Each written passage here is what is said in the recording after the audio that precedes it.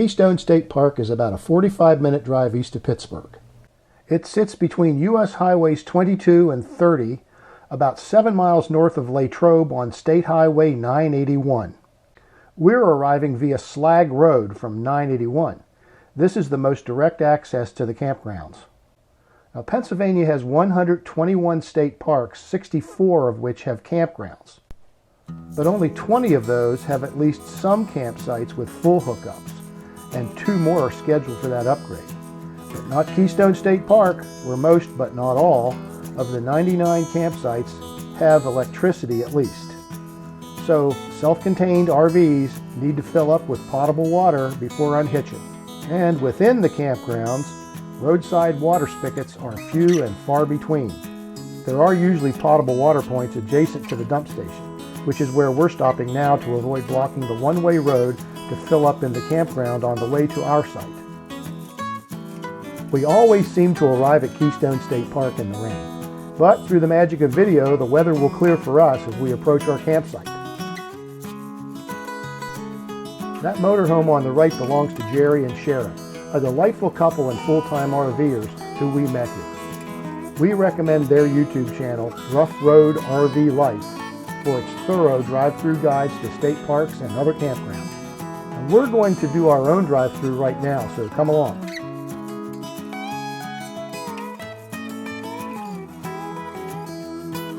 Now, of the 99 campsites here, 3 or 4 are set aside for camp hosts, and most of them have electric service, about equally divided between sites with 20 and 30 amp outlets and sites with 20, 30, and 50 amp outlets. Hillside Campground, which is where we are now, is slightly larger and is pet friendly.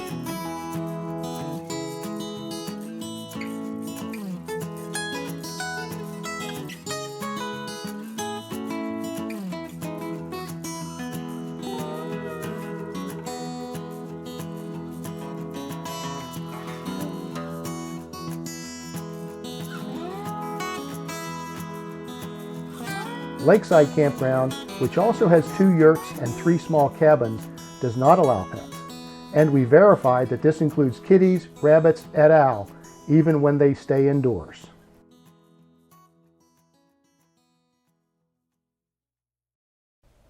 The Park Visitor Center, which has some interesting displays about the history of the park but was closed for repairs on this visit, is on the right as we approach Lakeside.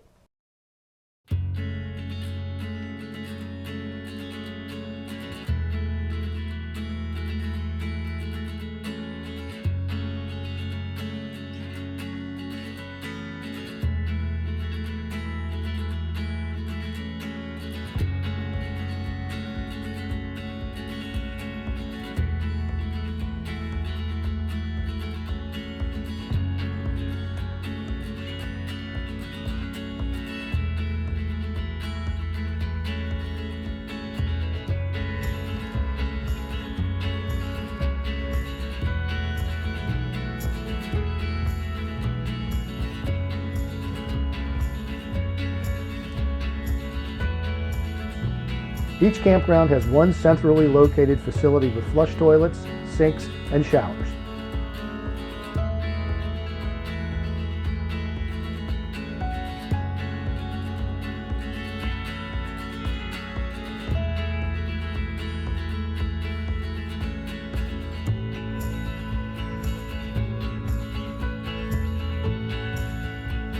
Now we'll drive around to the other side of the lake, where we'll take a short hike through the wetlands upstream from the swimming and boating area. Then we'll participate in a hands-on lecture by a local herpetologist. That's a reptile expert to those who without Google, before closing out this episode. Now, in addition to several hiking trails, Keystone State Park features a fairly large but shallow lake with a swimming beach. Non-motorized boating only is allowed, and a concession for kayak, rowboat, and paddle boat rental is located on the northwest shore of the lake. As with all public waterways in Pennsylvania, and that means virtually anywhere you can float an inner tube, watercraft must display a valid registration number from the State Department of Conservation and Natural Resources Fish and Boat Commission.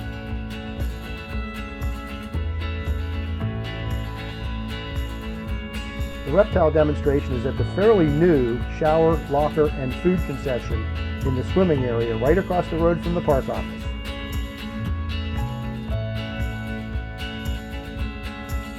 Well, we're going to take a walk on Keystone State Park's trail system today, or at least a small part of it. We're going to look for a beaver dam up the trail. In the background you can see the lake. This used to be the lake that supplied the coal cleaning plant of the Keystone Coal and Coke Company that operated in this part of Westmoreland County, Pennsylvania for many years in the early and mid 20th century. And when they closed down, they deeded the land over to the state and it turned it into a nice state park where we've been camping. So come along and enjoy the walk. Nice placard here, located right next to the lake shore. The bird spotters.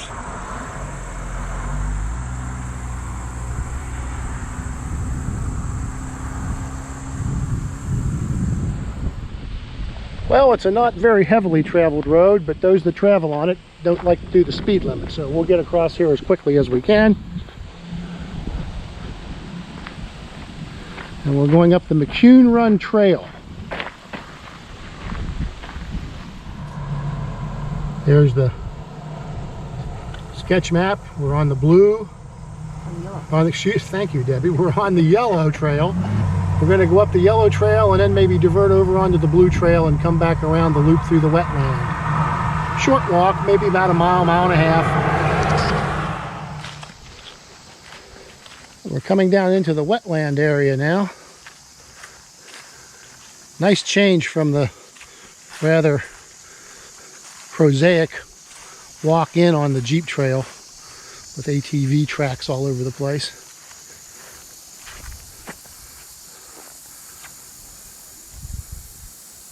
Willows, mud.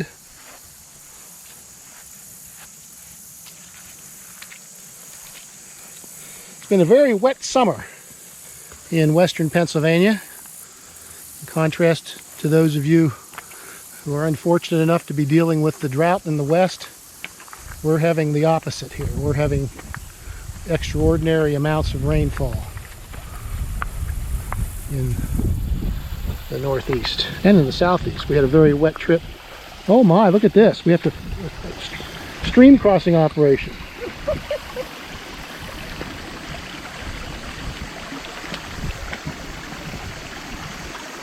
Beautiful. That wasn't so hard. Your feet stayed dry.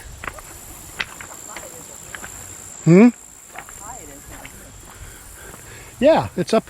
It's like, as I was saying down at the road, yeah. It looked to be higher at the, on uphill on the upstream side than on the downstream side. And into the woods. Okay. This is the trail junction we're looking for. There's the McCune Trail we came up, and we're going to go down the Davis Trail.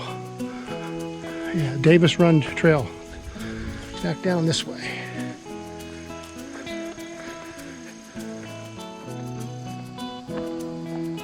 Oh, we're coming down into the other little marshland on Davis Run.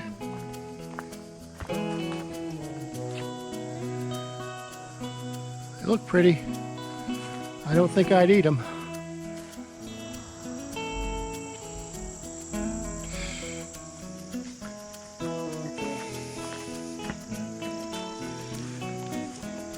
Quiet little rivulet flowing down into the wetland. Doesn't look like there's anybody home.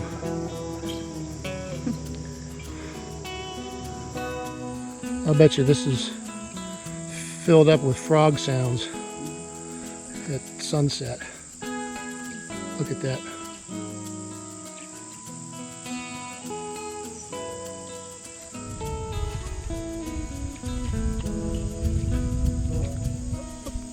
Somebody just jumped in.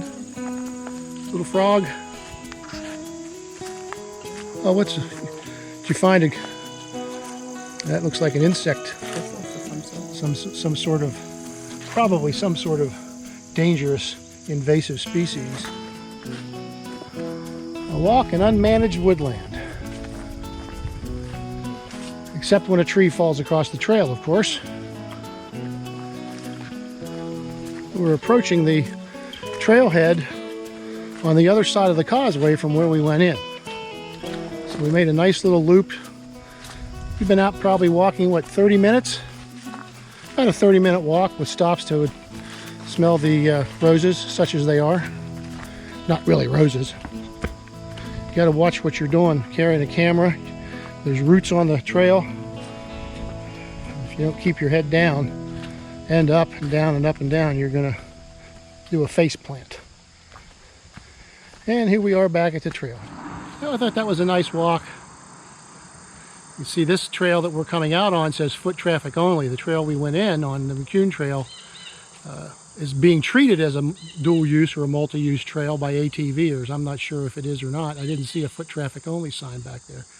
But as wet as it's been, I thought the trail, for a trail that goes across 2 wetlands, was not too bad. It was a little mucky, a couple of places, but only the toes of my left foot got wet.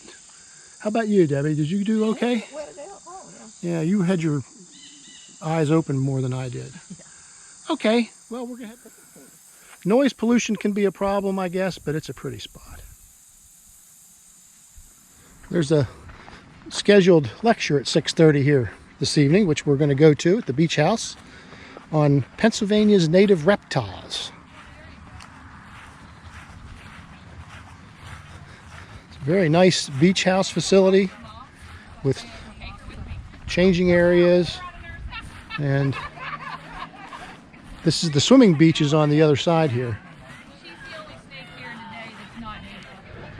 So this is the office for the park over here, the swimming area, and then it's closed for the season. They closed on Labor Day. They're open Memorial Day through Labor Day.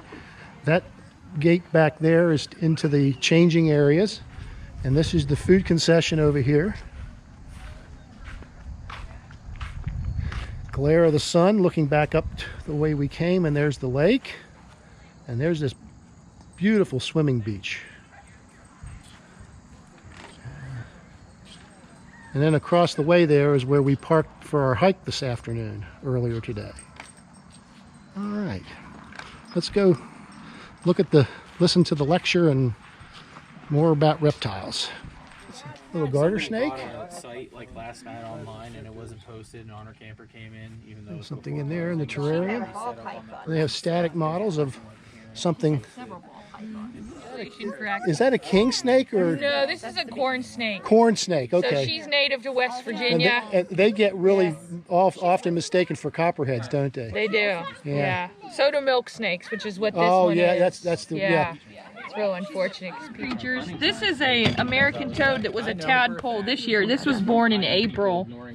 Here, like in a lake like this. Oh, look at that! That's how old they. That's about how big they are now. Now that's what is that? Toad? American toad. American toad. Yeah. Now, are they amphibious? Yes, they're amphibians, Okay. and then this is how big they get when they're adults. Here. Okay. Oh, there it is. And I Yeah, could there show it is. you how they eat, because Great, they actually great. use their eyeballs to swallow. The eyeballs push the food down into the gullet.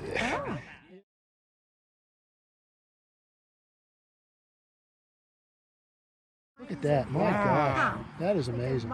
Yep. He didn't even chew it up. No, Eastern rat he was, snake. Probably about 2 months ago. They climb Yeah. trees and they go after And so birds the other and one eggs that was and interesting, chipmunks. if I can find it.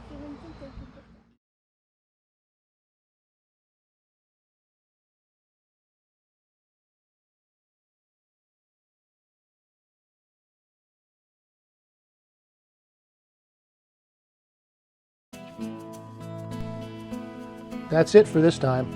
I hope you enjoyed this video and will take time to view some of our other ones. Tomorrow, for us in Merriweather, it's on to West Virginia.